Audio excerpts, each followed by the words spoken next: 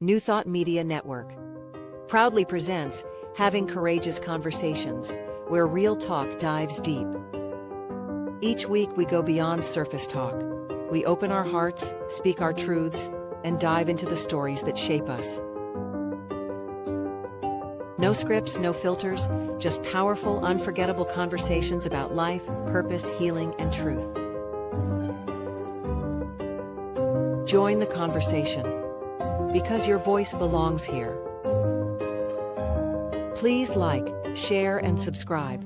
Check out our YouTube channel at Having Courageous Conversations or email us at yourshowyourvoice@gmail.com. Now, let's have a courageous conversation. The views and opinions of our guest and hosts do not necessarily reflect those of New Thought Media Network, or any organization we may be affiliated with.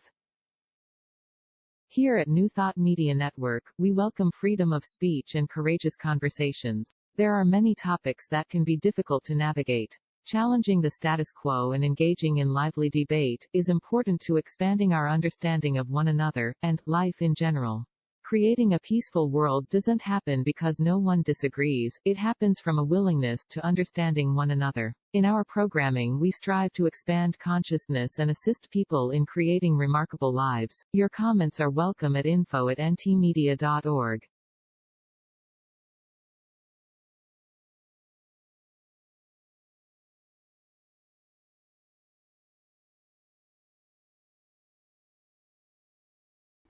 Good morning, good afternoon, and good evening from wherever you are joining us. Welcome to today's episode of Courageous Conversations. Having Courageous Conversations is a heartfelt, spirit-led online series where we explore the transformative power of honest dialogue. Rooted in authenticity, compassion, and spiritual awareness, this show invites voices from all walks of life to engage in meaningful conversations. And I am Cheryl Rogers, and I'm delighted to be your host today. My co-host Mark Dupuis will be back next week. But today I will be guiding this conversation with Josh Sherry, our wonderful guest. And Josh is a passionate naturalist and outdoor man who owns 7G Explorations, a graduate of Fanshawe College's Adventure Expedition and Interpretive Leadership Program. That's quite a mouthful, Josh. Josh founded 7G Explorations in 2024.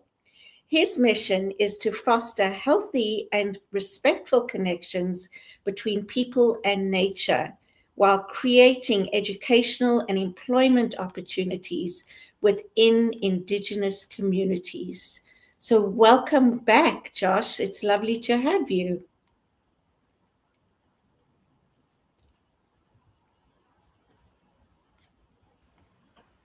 It is an absolute pleasure to be back. I really enjoyed the last conversation that we had. Great. So today we're going to be talking about money addiction. Yes, so this is a subject that I've been remunerating on for a very long time in my life. It is nothing that I rehearse. This is not a script that I've written out. This is just raw opinion and thoughts on the subject itself after seeing what I've seen in my life and living the experiences that I've had. So by no means am I some type of economic guru or financial manager of some sort. Yeah. My understanding and the subject around this topic is literally the impact and the results that we've seen through currency being a prime driver in our society throughout human history. Mm-hmm.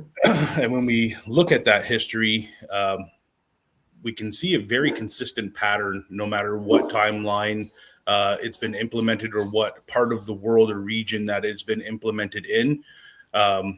We see shifts, we see change, we see a removal of self from community, we see a removal of self from nature, because we are no longer looking at those entities that exist naturally in human life anywhere you go as something that actually builds community. We look at it as a commodity.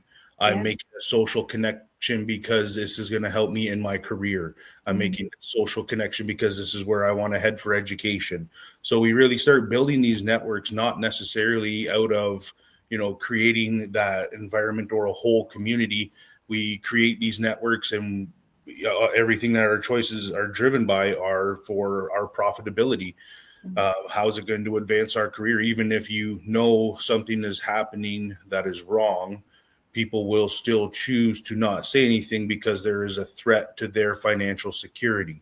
So it becomes a barrier. As much as we like to play it up, that money, if I had X amount of dollars, it would completely change my life, and I would be able to blah, blah, blah, blah, and I could have a house and a boat and a car and a jet and all this other stuff. And it's like, but why do you need that? Yeah. Why, when we put money as a prime driver for everything that we do, we miss out on all the beautiful, subtle nuances that exist in this world, our connection with nature, our connection with self, which is our connection to everybody else around us. And like I had said in our last conversation, it is important for us that love leads the way. It's love for self. It's love for my community. It's love for my planet that drives what I want to do. I don't make my decisions based off of how much money I'm going to get. In a capitalistic society, money is required. That's why they have welfare systems and other programs to keep money flowing into your accounts, because they need you to have it for their system to function. That's why they have immigration. Absolutely. We see, and like even in our last discussion when we were talking about capitalism riding colonialism as a horse into the continents and the territories of the people that it wanted to oppress. And that was exactly it, because they got a whole bunch of resources, land, territory, all of this stuff for free. They didn't have to pay a fair price. They didn't have to enter negotiations or be honorable or respectful or connective. It was, I want your stuff, so we're going to kill you and take it. And every treaty agreement that we've seen happen between any type of colonial structure and any type of indigenous population around the world, those treaties are quickly broken because they don't want the accountability, because it comes with a financial number. Even when you see treaty resolutions happening to this day in our society for indigenous people, the Robinson-Huron Treaty, you're giving a massive amount of money to communities that have been severely underserved for centuries. And what do you think happens in those communities that are already dealing with addictions and alcohol and suicide, just from the colonial-based trauma that they've received through generations? That money is a tool for sickness. It just drives them further down those paths. They don't have a healthy connection with self, nature, their culture, identity, safety, love, all of those basic things that humans, and we call it basic things, but those are required, significant things that a human being needs in their life. There's nothing basic about them. Love is an incredibly powerful energy that we can give to this world, and you can create monumental change with it more than you can with money. So when we look at money as an addiction, when I talk about that, we look at the symptoms through corporate leadership, the financial institutions, our government, and we look at the decisions that are made, the behaviors that are conducted are the exact same behaviors that you would see from somebody who is trying to, say, get their hands on methamphetamines or opioids or any of those other extremely addictive narcotics. You become a product of that. We have programs in our society that can help you with coffee addiction, cigarette addiction, porn addiction, drug addiction, alcohol addiction, but we have absolutely no programs for money addiction. And we have everybody out there running around making their decisions, doing everything they do in their life to get that paper, to make that money so I can have these things and live this life. And even when you get to those spots, when you get those things, the more that you have in your life just means it's more cost in your life. You become a prisoner of all of the things that you own, because now you need to maintain more money to keep everything that you have and buy more and maintain all of the things that you have, because any mechanical object on the planet made by man, it's designed to fail. Nothing lasts forever. So you're going to have to spend money on that. insurances, permits, this. So we have all these industries to really lean into you having this addiction to money because it's extremely beneficial to them. But we don't have any programs to say, hey, here's a healthier way to view your life. Money is just a byproduct. If you are a kind, decent, hardworking person, you show up, you do your best, then people want you around.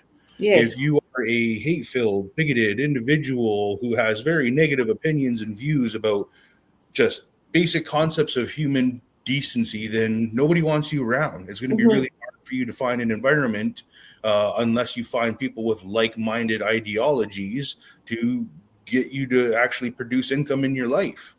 Yeah, Or you turn to absolutely. addictions, homelessness, Yeah. a whole slew of other things that degrade us as a society, as a species, not a race, not a gender, nothing. Human beings in total, as a whole, we need to be together. It's scientifically proven if we are isolated for a long enough period of time, we have no human contact, we will die of loneliness. Yeah. We will go insane first, and then we will die of loneliness. So we have all of these signs in actual like science and history and fact for human behavior, but yet we drive everything away from that and lean towards money because it's Yeah. an addictive substance. Yeah. And it's man-made. The whole system is man-made, Absolutely. Yep. right? It's built off of an IOU that they Yeah. wrote to themselves that they never intend to pay back. Yeah.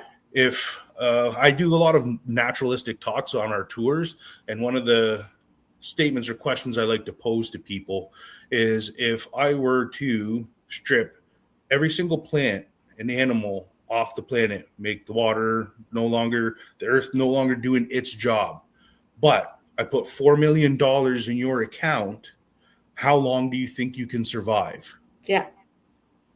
Now, okay, I strip all of the money from your accounts and I give you every single plant that you need for medicine, healthy waterways, forests filled with wild game and just natural ecosystems.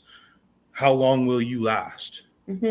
Yeah. Generations. My Absolutely. ancestors did it. Your ancestors did it. Pre-colonization, pre-capitalism, every single society of human being on this planet governed themselves with their connection to the earth around them, the cycles of the sun, the moon, the stars, celestial bodies in certain positions in the sky meant something. We had temples built to finitely and accurately connect to celestial bodies in the stars. We were so connected to our home that money was inconsequential.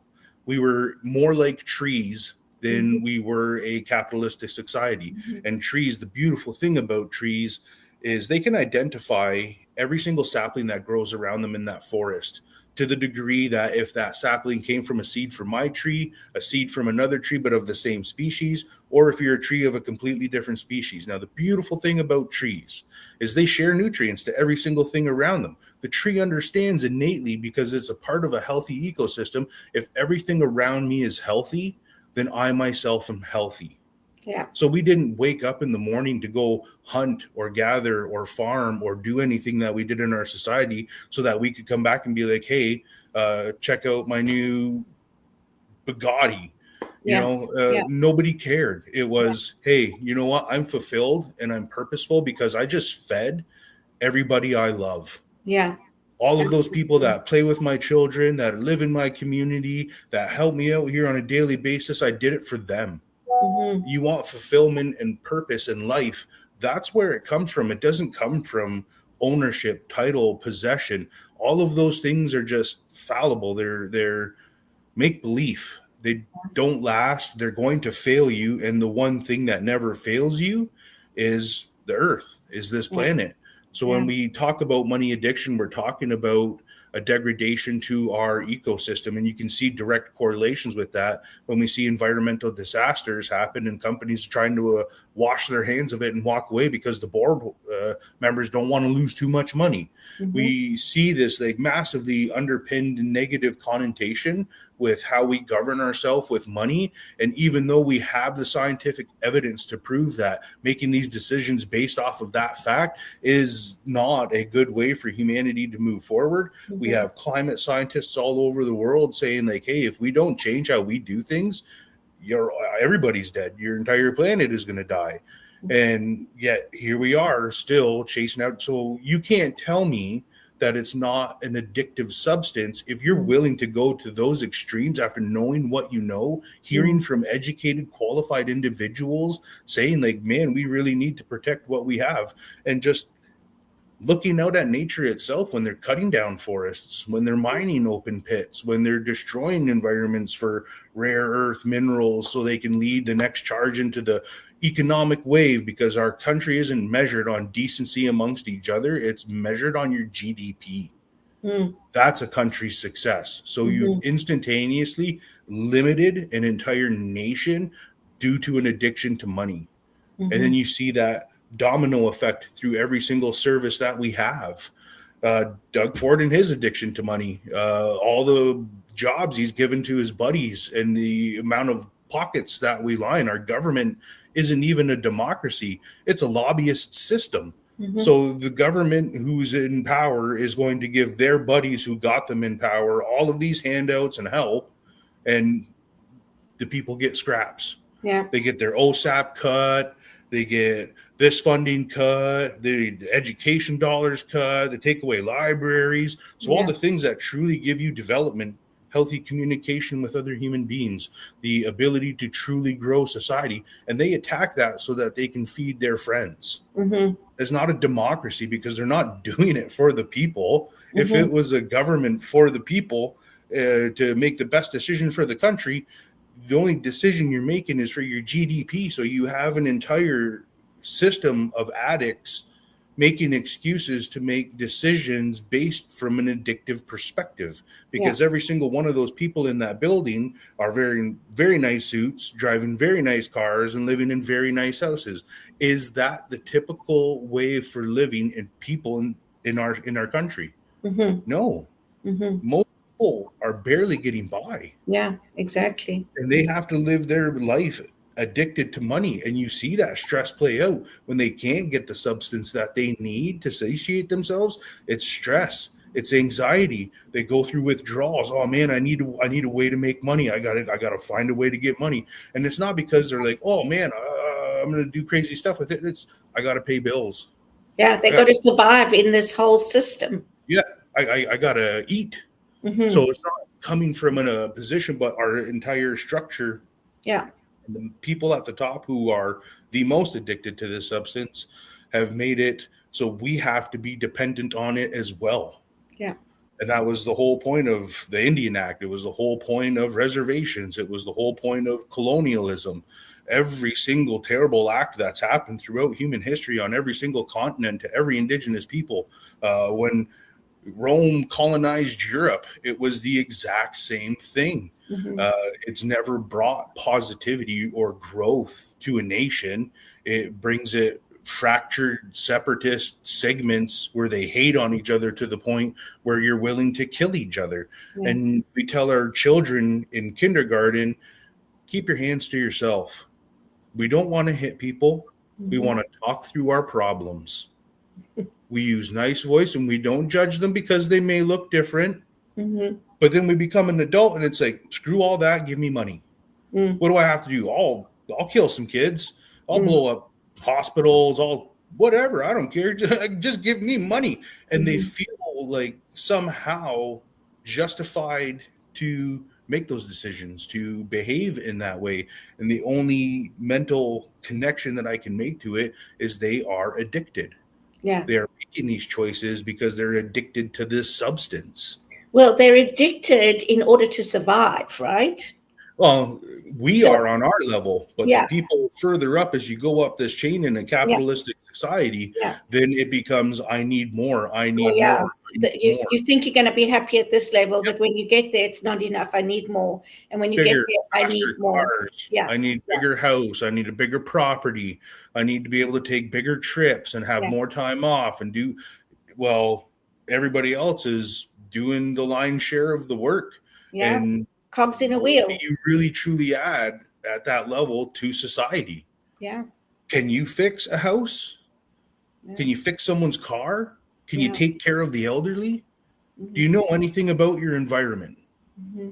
No, they don't really have skills that are quantifiable or meaningful to actual existence. The more we learn to be capable, self-sufficient, developing our skills, learning from all those wonderful people that come into our lives, even if it's a negative experience, you're still learning something. Mm-hmm.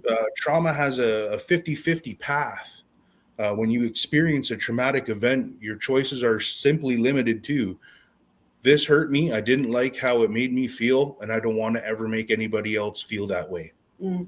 Or, this hurt me, it hurt me so bad, I need everybody else to feel my pain. Mm. So we either lash it out or we internalize it, and we strive, even though other people are battering down on us, and we still won't treat those other people like that. Mm-hmm. So it's the same thing when it comes to that addiction to money. Mm-hmm. Are you going to let it rule your life and make every decision for you? Mm-hmm. Or are you going to let it be a byproduct of the decisions that you make? Yeah. Separate yourself from its ability to control you. My professor, Robin Tapley, at my Fanshawe program, that was one of the things that he said to us during the class. He goes, I don't ever make a decision based off of how much money I'm going to get from doing this job or facilitating this program. What's it going to give me an experience? Mm. Do I get to see more of the world? Do I get to learn more about the people that I inhabit this world with me? Mm-hmm. Do I get to learn more about ecosystems from all over the world and animal species and share my passion from where I'm from? Yeah. Creating true human connection. And the man has become quite successful doing what he does and extremely intelligent. Yeah, and So he's doing really, what he just loves. He's doing what he enjoys, right? He's absolutely. doing, yeah, and that's one of Unity's principles or belief systems is we need to do what we love in order to be happy.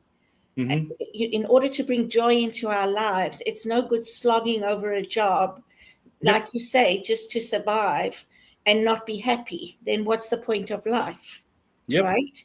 And what I'm hearing from you as well, Josh, is our value systems basically have dissolved and something else has replaced it because of this addiction to this money that I term it as we're a cog in the wheel. Yep. Right? We become a cog in the wheel, and then everybody else has to fit into that so that the wheel keeps turning. And then we don't have enough people being born, so we've got to immigrate people so that we can have the wheel keep turning. So why don't you have enough people being born? Well, that's the question, right? Because the ability for you to sustain a family became financially stable. You couldn't build your family. It wasn't that people were like, oh, I don't want families anymore. It's like, we can only afford to have 1 or 2 kids. Yeah. We can't have 6 kids. I was means saying that that to we're my going to be husband. absolutely in poverty for the rest of our lives. Yeah. Well, you have private hedge funds and bankers and corporate CEOs and all this other stuff making disproportionately massive amount of money over the quality of the people that actually make what they get paid for happen. If it wasn't for those people doing those jobs, what you have wouldn't exist. Yeah, if you didn't have people buying your products, what you have would not exist. So who should you actually really be showing that respect and that connection to? The people who actually make it exist. Yeah. So don't price it out where you're making crazy money. Like if every CEO in every industry took a 25% pay cut, they would still be making way more money than everybody else, and every single product in our country would be more than affordable. More than affordable. Everybody can live a comfortable life. You have an issue with immigration, then make living affordable for your people. Yeah.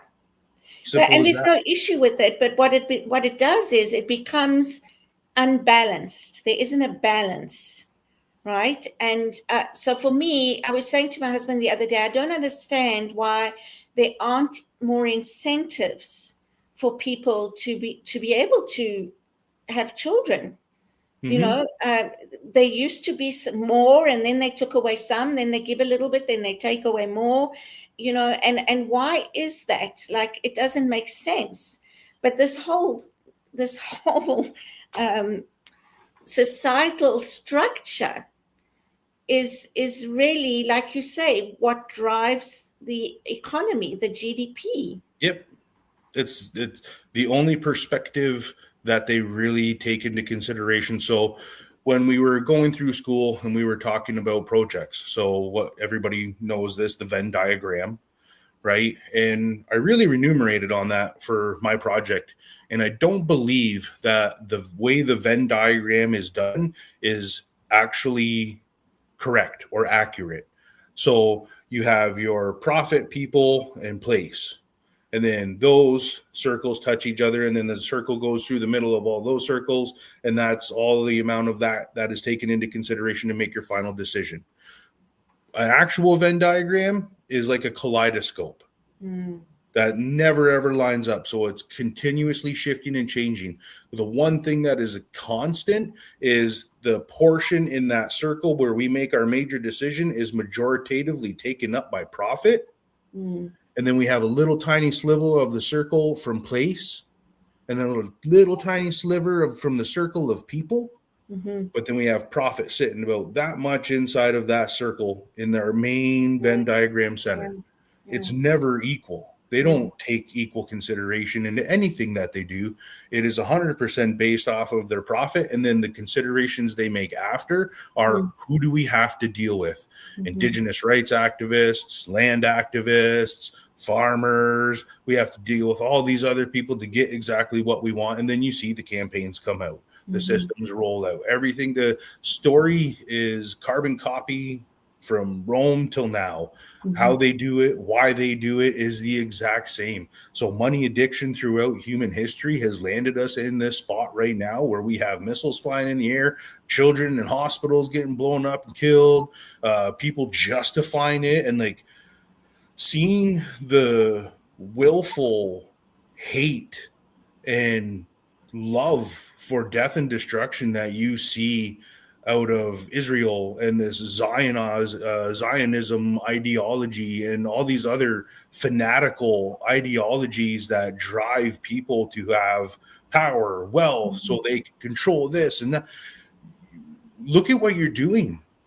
What positive is being brought to the world? What you're filling our skies with smoke and acid and oil. You're poisoning our oceans, our rivers, our lakes. You're hacking through our forests, our mountains, and our communities. You are all the ones who made the decision to put highly addictive opiates out into the general public from a pharmaceutical standpoint while they were still making billions and billions of dollars. And here we are watching people we love die around us. And I just want to mention, just, to people who are listening, it's not just Israel, it's the United States, it's Russia, it's Iran, it's Ukraine, it's, this is global. And it's because we other people and our, I think why these wars, I don't know, for me is, I think that when we other people, we don't understand them. And so we can't really live with them because we don't understand them. So we fear them, right? And then it becomes a matter of my survival versus your survival. So, it's a messed up system. I agree, Josh. It's really messed up. And it takes us away, like you say, from community, from family, from connection to self. Like, today, even reconnecting with self is a money-making business. No, it is. Like literally every single aspect of our society, our social fragmentation can be farmed out to make profit. I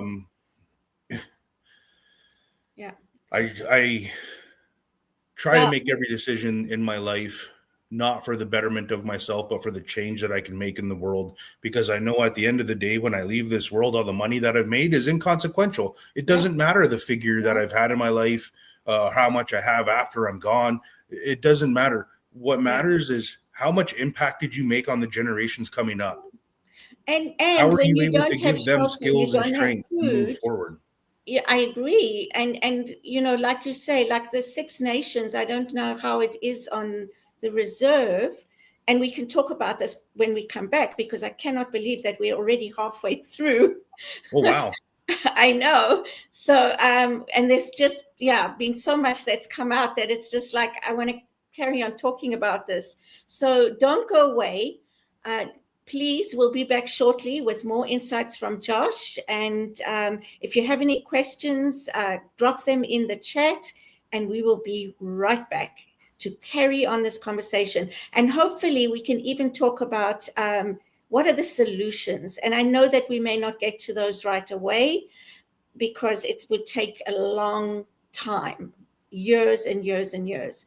But I think that at the end of the day, some of us can choose differently. Oh, yeah. No, We'll be right back, and we'll see you in a moment. Having Courageous Conversations is proudly sponsored by Unity Kitchener.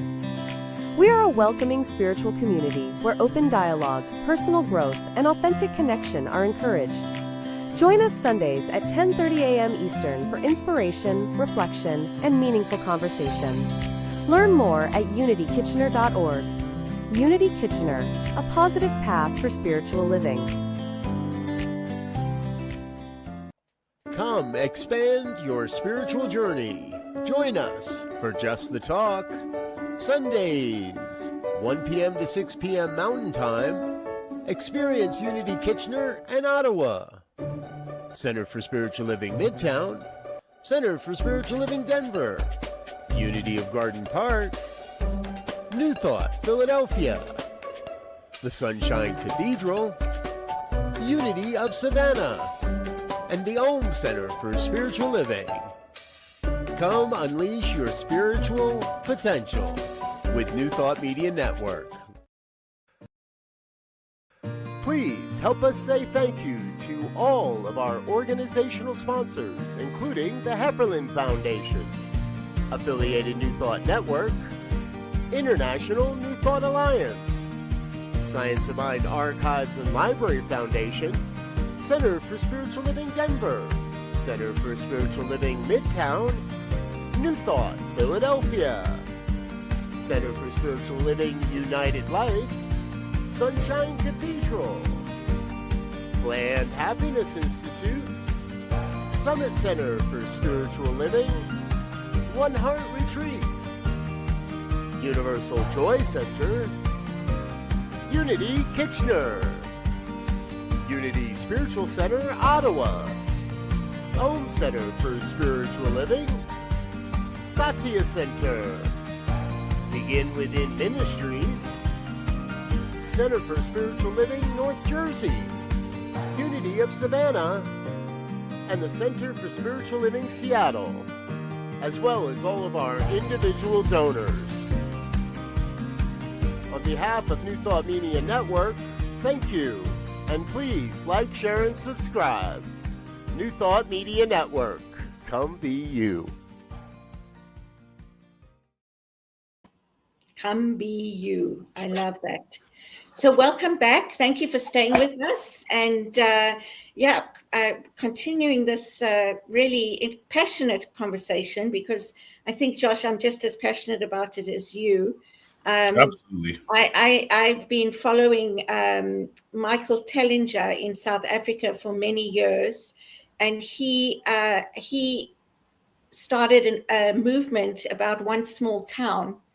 And it's really about one small town starting to volunteer for different things. If everybody volunteered, even if it was one afternoon a week, and came together with different needs to basically eventually get off the grid so that the town could support itself. Yeah, another a key aspect to accomplishing those is 100% being able to have a swath of healthy ecosystem around you. For some reason, humans have it in their head that we have to terraform, we have to change, we have to cut down an entire forest to be able to put up a field to sustain ourselves. The forest already has everything a human being needs to sustain itself inside the forest. It is the habitat for all the food that you eat. It is habitat for all the tools that you use. As from an indigenous perspective, we didn't waste any of that animal. We used every single component of it, not to be, greedy or look at us, we're fancy. It was 100% to honor that animal and to also keep everybody in our community alive. It was never from a place of clout. Even throughout our history and our stories, when we talk about the cultural importance of our people, there isn't always names attached to it. Because it wasn't, remember my name, write me down in the book so I become famous. Forget my name, remember my work. And it's all about community and connection and family. And if it has actually made an impactful change in society, then your name is irrelevant, because what you brought to this world is still alive. Yeah. It's not your name that needs to be there. It's that energy in which you did it. Yeah. So it's reconstructing our thoughts and ideologies around what it means for survival, what we actually need to have a healthy system, a healthy society, going the way of skyscrapers and cities and cutting down vast forest sectors to build agriculture and buildings and Amazon warehouses and all these other things that at the end of the day, you can't eat them. Even when we look at European agricultural practices, that's our system is 60% waste. 60% of what we grow is waste. What if it was just... And there's people starving all over the world. Exactly my point. Yeah. So how efficient is it? Yeah. How effective is it if we're destroying our ecosystem, throwing our natural world out of balance so that we can have peppers or potatoes or whatever? Then what is the opposite side of that? We're giving up our connection to healthy system where we could be eating healthy foods that aren't highly processed and chemical filled, genetically modified. If we protected our ecosystems versus protecting our bank accounts, then no one would go hungry. You could literally just walk out, find food. If you understood plants and medicine, you don't have to go to the pharmacy. Every single plant in the world is designed to interact with humans in some way, shape, or form, whether it is a habitat plant that creates space for the things that we do need, or if it's a plant that we ingest for medicine, or if we ingest for food and nutrients. The entire world itself is designed to sustain us. Everything that it does, 365 days a year, 24 hours a day, 7 days a week, is to keep us alive. It's the only entity in a human being's life that will love you unconditionally your entire existence. You can have spits and spats and spatters with everybody else, but the earth never gives you any guff. It wakes up and does its cycle every single day for you, not just for some president or some owner or some whatever. It's for every single living creature on the planet. That's why in an indigenous perspective, we call them our relatives. And we call them our relatives, whether it's a living thing or an inanimate thing, because everything is connected to earth. Therefore, it is a living thing. Therefore, it's in our house. Therefore, it is one of our relatives. Right. It's that broader sense of connection that removes us from that need for addiction to money, addiction to self-fulfillment, that need that we have today, the speed that a person swipes through ads on social media because you only have them for 10 seconds, not even 10 seconds. It's like 3 point whatever seconds, and they're on to the next thing. Like we've filled ourselves with this hustle, this bustle, because we got to get our money. We got to pay our bills. We got to do our thing, that we've removed our ability to even connect with ourselves, stop and say like, whoa, why is such an important thing in my life? Yeah. And what's life about? What is it all about, right? Not even questioning it. No, it's I need it, I'm going to get it. And it's the exact same that you would see from somebody who is severely addicted to opioids. They need it. It becomes something that they cannot live without. And then you even see it with people. They go through withdrawals. If they don't have enough money to pay their debts and pay whatever or have a safe place to live in, they degrade. Their health degrades, their mental health degrades. And then we're like, oh, they should get a job. Like, that's going to solve everything. And it's like, that's half of the problem right there, though, because they're going into systems that are supported and built by people who are addicted to money. Every single one of our structures within those corporate worlds is colonially structured. So lion share, guy at the top making all the money, and then it gets piddle down till you're down here on the main and the gap level. just gets bigger and bigger and bigger, right? And we're gonna nickel and dime you so we can make more money. So let's talk about, are there any places that you know of that are doing things differently? Us. So we've completely decolonized the structure of our company. I myself only make the per hour wage that my same lead guide at my level makes for any of my other teammates. We have a tiered system for an apprenticeship that we're developing for people to train and get credentials and skills so they can get up to our level, but then they would make the exact same money as the owner of the company. At this point, not only are we tackling the inequality, so this does not matter gender, race, religious belief system. None of that matters as long as you're a decent human being and you show up and you do the best that you can. Then I don't care who you are, where you're from. You're a decent human being, and I enjoy decent human beings. So at that point in time, the extra money that we make, because there's nobody now taking a massive lion's share of the profits from our organization, that goes directly into providing the best benefits that we can provide, providing pension, the best pensions that we can, remove every single barrier from our employees being able to say, like, well, I'm stressed out and I'm this, I don't feel heard. This isn't my job. I don't get paid for that. You all get paid for that. You get paid to show up and be a boss just like me. I'm not making any more or anything. We've created equality straight throughout our system. And by removing those barriers and providing them with good benefits where they need their teeth done, here's your card. Okay, your teeth are done. If we remove all those extra stresses out of an individual's life, you can actually create growth. You can actually create change for people. Having, like, how many people, all right, they have great money. Their benefits only cover, say, 20%. Braces are $8,000 or $6,000 or whatever.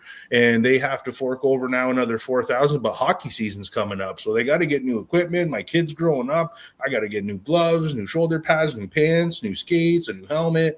That's another $2,000 right there. Oh, and then the hockey fees, and then all your gas, and then, oh, hey, don't forget that insurance companies have to put their premiums up again this year. And sorry, but so is all your utilities, because, well, we just need more money. So we got to raise all of your costs of living so that we can still maintain our mansions and our yachts and our planes and our jets and our other stuff. Useless, unnecessary stuff. So yeah, we put it back to our people. They no longer have to stress about those things. Right. Because when you have all of those extra added stressors, it takes away from a person's ability to show up and actually do their job. And that's what companies want. Well, why aren't you showing up here and giving me your best every day? Because I'm stressing out over this, this, and this in my life. Well, I don't think there's ever been a time where there's more people depressed and on medication on this planet. Absolutely. Yeah. Than now. What hope do they have? Yeah. Like, honestly, if I were starting out right now, there's no way in heck that I would be able to buy a house. Yeah. Where am I going to live? Yeah. If I didn't buy my house and do what I did at the time periods that I did it, when it was way more affordable, then absolutely. It would be infeasible for me to do it. Yeah. And that's why we also have such high suicidal rates. Exactly. What hope have we given our society, our people, the people who make everything that we use, wear, eat, drink, literally every single aspect of our existence? We go out to a restaurant.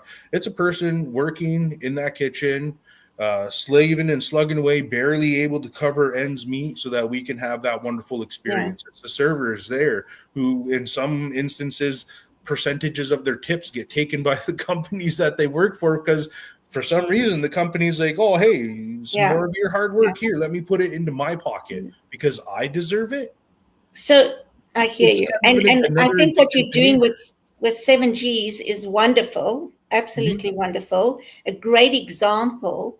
Do you know any other companies? Are there ways to encourage people to do the same, to expand this kind of consciousness?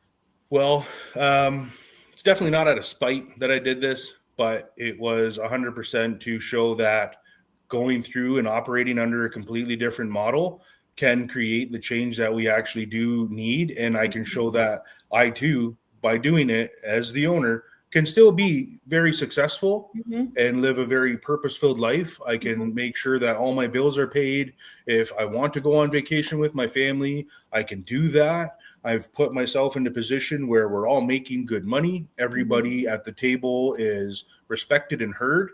Our team meetings are usually held in the forest or in one of our homes. We never meet in like an office capacity because we want that connection. We're not here just because I want a bigger house and you guys have to work for me and you have to listen and do things how I say and do them. No, you're a collective of people with incredible skills and knowledge. I've recognized this through my career as a tradesperson. You can have apprentices show up day one, start a job that you've done 10, 15 times already, 100 times, depending on how long you've been doing it. And then they say, hey, well, why don't you try this? And you sit there for a second. Some people won't even sit there and think for a second. They'll just be like, shut up. This is just how it's always been done. And you stick to status quo. But if you actually listen and you think about what they just said and you're like, hey, you know what? That's a really good idea. Go grab what we need. Let's see if we can make it happen. And then lo and behold, it works. Man, that was incredible. That was a great idea, dude. It would be. You've just made that person feel more validated and valued than any other time in their life. They came up, they showed someone who is supposed to be teaching them how to do something. And that's the beautiful thing about life. We learn from different things. We see things differently. So all perspectives have to be brought to the table so that we can make a good decision moving forward. It can't just be from one person's perspective. And I think that what you've also hit on is that people need to feel valued. They need to feel seen. We as people, we need to feel valued. We need to feel seen. We need to feel heard. We need to feel that we make a difference somehow, wherever we are.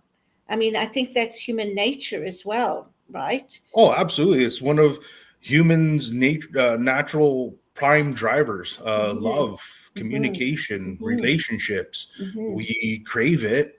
We all want it. The fact even that we have to build them off of financial decisions that we're making for ourselves so we can become profitable or secure in our position or get to where we want to be in financial stability or education or position and title. You are actually not building positive because it's conditional at that point. Yeah, it's contractual. Exactly. We need to build those relationships that are unconditional. When you meet someone and you say like, wow, this is a really wonderful person. And then you talk to them a little bit more and you're like, hey, you know what? This is a great human being. I really enjoy talking with them. I like what they say. I like how they care for people around them and are respectful. I really enjoy this person, so I'm going to spend more time doing it. So that's the environment that we want to create, and that's kind of the environment that you need to create to move your organization from one of a money-addicted or a colonial structured system. Now, I also see that your company has already supported the construction of a new longhouse. So it goes further because now you're going into the community with doing things, right? Absolutely. That was one of the best construction projects I've ever worked on in my entire life. The environment and the space in which it was built, every single day we showed up, it was laughter, it was friendship, it was support.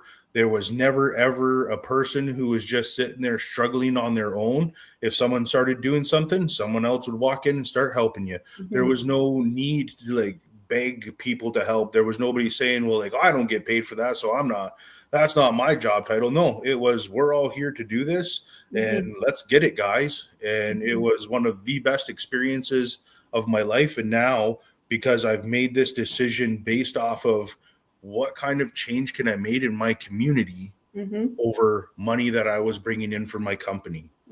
Now I'm actually a part of something that's going to stand there for generations to come, so that when people walk into that longhouse, they feel the love that it was built with. Right. That is far more reaching and empowering and loving than any dollar figure I could possibly make on this planet. It doesn't matter how many jets I'd own or a yacht of whatever size.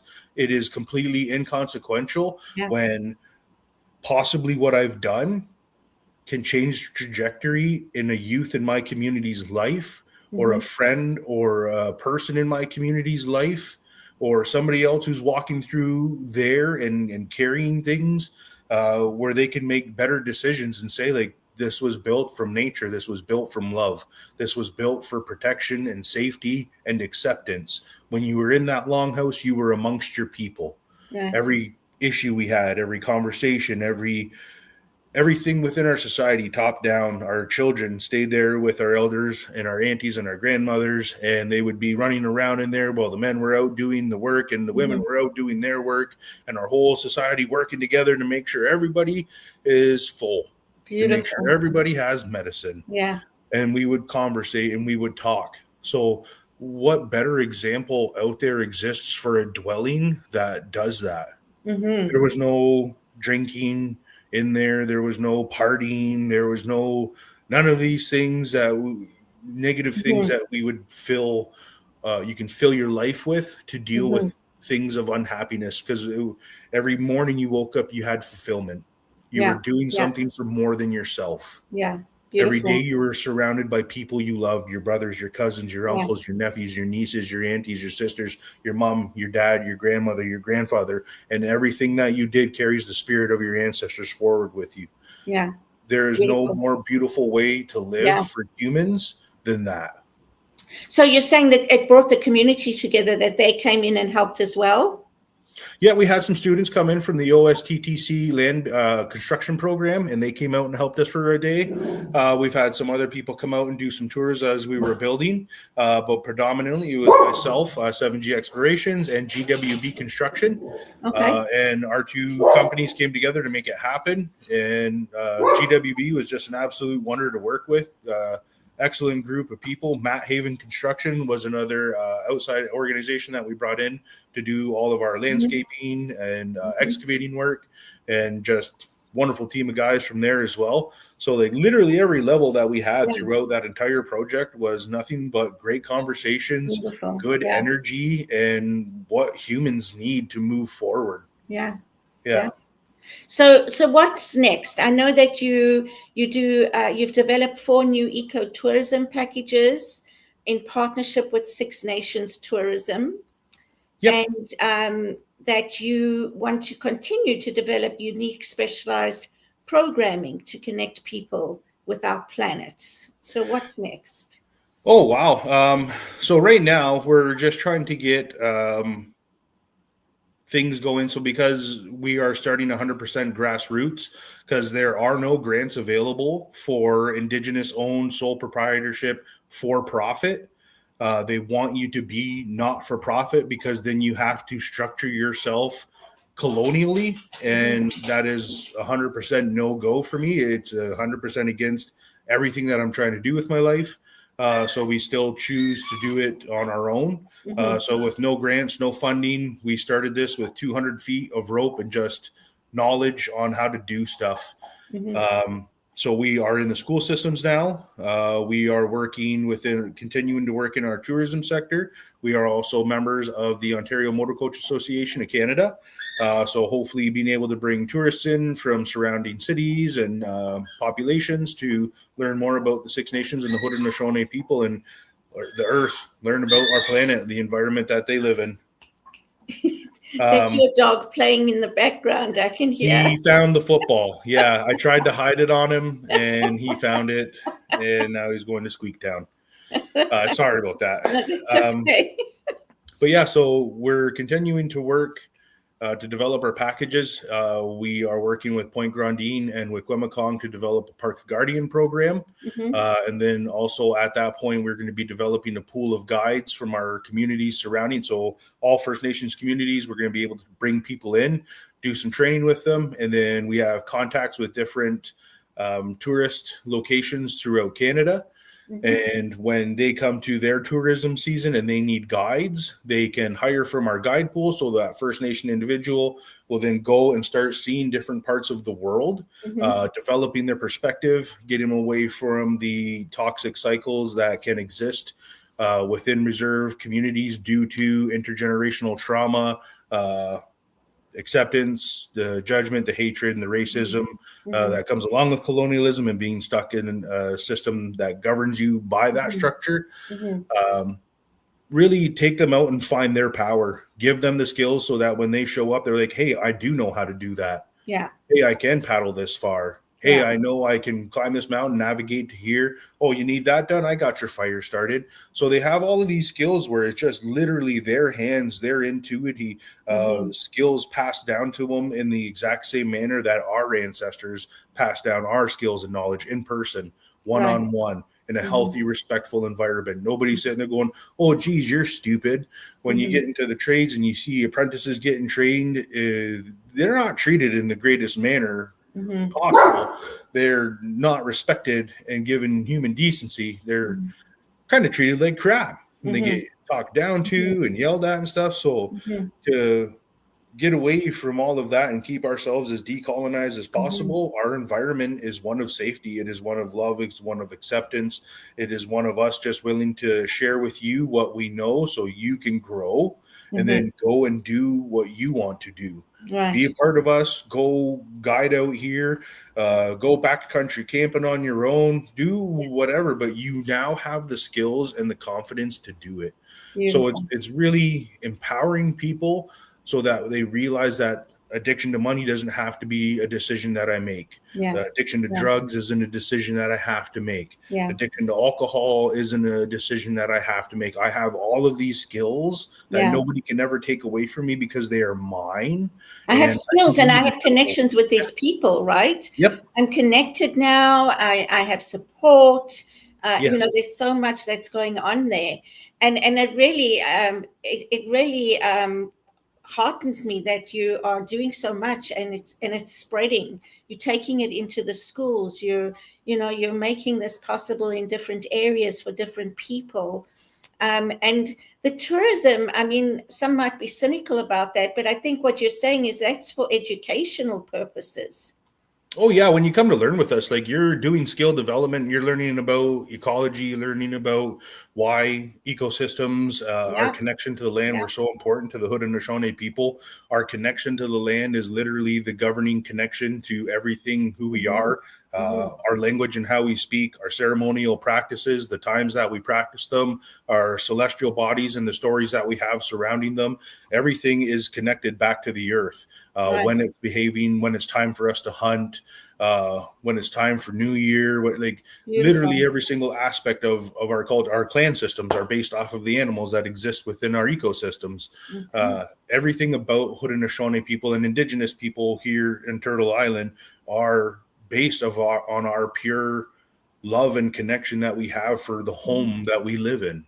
We never lived off of the land, we lived with it. So any of these experiences are designed to bring people connection to themselves, to each other, learn more about these Indigenous cultures and customs, find safe space to be able to ask the questions that they may be too afraid to ask to an Indigenous person in the public, where they know they're with someone who's not going to answer back out of anger, but answer back out of love. Beautiful. And what a way to end the show.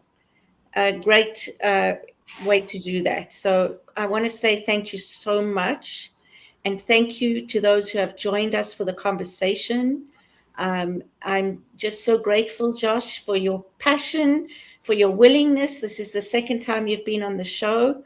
And yeah, I look forward to hearing more and seeing more from what comes out of it in the future. I think you're making a big difference to the planet, which is what your intention is to do, right? It's to leave that energy behind, that you have achieved something and you have made a difference to your community. So thank you so much for joining us. We've come to the end of the show. So. Well, thank you very much for having me, Cheryl. It's always a pleasure to join you. I absolutely love this. So anytime you want me back, I'm more than happy to participate. Wonderful. Thank you. So please like, share, and subscribe, and we'll see you back here next week. Bye.